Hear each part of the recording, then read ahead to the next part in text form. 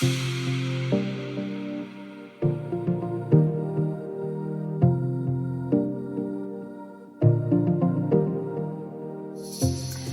and welcome to GreenFleet Talks. My name is Kate Armitage. I'm your host for our discussion today, and I'm delighted to be joined by Steve Beadle, who is head of the Ozone at the Grosvenor Group. Good morning, Steve. Lovely to speak to you again. Morning, Kate. Likewise, as always. Good. Right, Steve, today you and I are going to be discussing the transition to electric fleets, a little bit about public charging, some of the barriers to adoption, and of course the role that the government must play.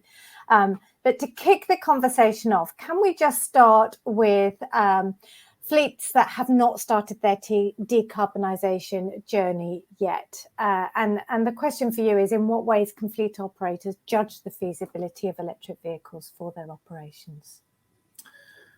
Well, I guess there are two key areas to this. The first being around gathering data to support the cause. So data from the types of journeys that are being made, as well as the frequency of those journeys. Things like the distances covered, if the vehicles are carrying equipment, the geographical location, and therefore what charging infrastructure is available in that area, and also whether drivers can charge at work or at home, or actually perhaps whether those drivers that can't charge at home is more important. And also, we always try to remember that the company car is also a family car, so it's used for things like holidays and everyday life. So that needs to be a consideration. Then the second point to it really is, and I can't stress the importance enough, but by conducting the driver survey, it will massively help with employee buy-in to any change in policy. And then through all of this, you can quickly build up a picture of who can move to a full EV right now and who may still require perhaps a plug-in hybrid for the interim.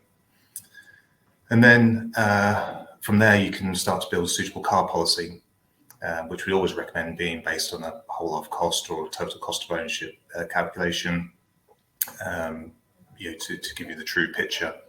But in terms of judging the feasibility factor for a company's operation, it's also very important to look sort of beyond the vehicle, in terms of what support services are available, particularly around charging infrastructure, whether charge cards will work for you and which ones will work best. And then also having a fair reimbursement policy for the employee, for the driver.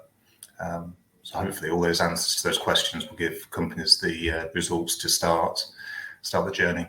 Yeah, you mentioned a couple of things there. The driver survey is a really interesting one. Is that something that your clients do? Is that something that you've done at Grosvenor with your employees? Yeah, it's certainly something we encourage. We've got a range of templates that we can help we can provide to start the process, and support that by even rolling out surveys ourselves, so we can support the exercise. Great, thank you. And so you've done you looked at the data, you've done your survey. The kind of groups that we see emerging then are vehicles that will be charged in the workplace, vehicles, as you mentioned, that will be charged at the employee's home. But if they're not fortunate enough to have off-road parking, or if they only rent their property or in an apartment, then the dependency switches much more to public charging. And we've heard quite a bit of criticism about the public charging network, certainly reported in certain elements of the media, saying that it's not keeping pace with the amount of EVs on the road. What's your view on that discussion? Yeah, it's interesting because I think the reports sort of indicate that we're on track to meet the government's target of 300,000 by 2030.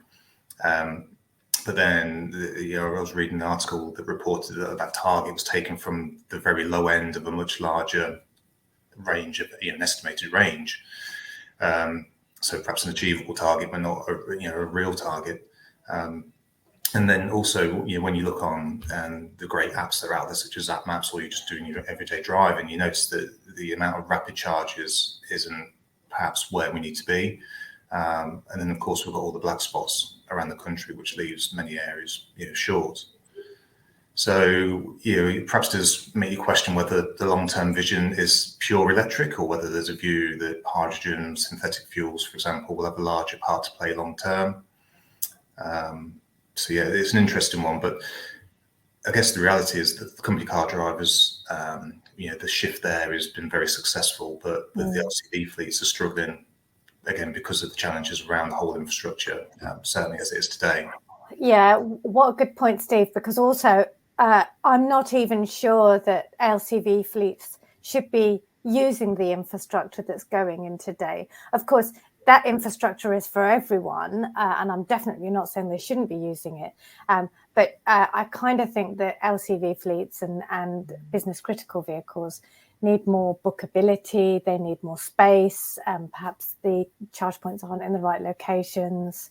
So I think there is definitely a sensitivity around that.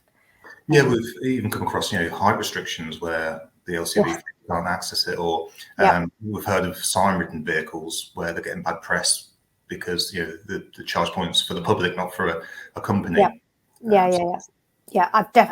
I've personally spoken to fleets who've said, we on a daily basis we get complaints from the public because our vans are using the charge points.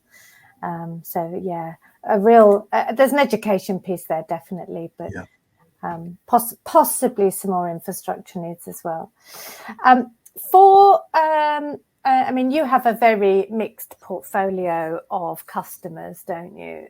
Some of those aren't ready for electrification today. What are the barriers that you keep coming up against when you're talking to your customers, and how can they be addressed? I guess the obvious ones are range anxiety still, and whether an EV is fit for purpose. But that's where we hopefully we can utilise our expertise and support our customers in terms of realising that EVs can be a viable option for a large percentage of the fleet. We often find that the companies who say they're perhaps not ready to begin the transitions are the ones that's not really considered it. And that takes us back to our earlier point about the LCV fleets, is that's the concerns raised by them is that they can't rely on home charging or the public network. But it sometimes comes back to some kind of lateral thinking, and rather than trying to see how electric vans fit in today's operating model, take this as an opportunity to review what you do and the operation to allow EVs to work for you. Particularly with the LCV fleets, our concern here really is that many are deferring until the deadline comes, which won't allow time then for not a second stab, but time to make any adjustments to the strategy. Yep. For anyone sitting back, I'll certainly recommend start to look at it. Yeah, I totally agree with you. I mean, the LCV market is definitely lagging. It's lagging in terms of availability of vehicles. It's lagging in terms of the range that's available. And I'm not talking about the driving range. I'm talking about the choice of vehicles. Yeah. But I think as well, if we can see the van market pick up and accelerate in the same way that the passenger car market has, then within a couple of years, I think it'll really start to take off. And range anxiety, the range of the vehicles that are coming on the market now are so good, aren't they? That even when you have got these charging deserts that you referred to, these black spots, there isn't a 150-mile black spot in this country. No. So you can definitely get from one rapid charge point to another on the range of the vehicles as well. That comes back to education, really, doesn't it? Yeah, it does. It does. And I think you're right, Steve. I think you kind of hit the nail on the head, is that the fleets who say they aren't ready yet are the ones who haven't really started looking at it. But time is ticking on. So it's our job to urge them all to start looking at this. It's coming. It is coming. Well, let's talk about that, because the government have laid out the terms of the ZEV mandate, although it hasn't been finally signed off yet. So come 2030, you won't be able to buy a petrol or diesel vehicle. You will have to buy a BEV or a FEV vehicle. And we've also seen the government doing a lot of work with grants and infrastructure. But is there anything more that we should be asking of the government? What further interventions would help you and would help your customers on the journey to decarbonise their fleets?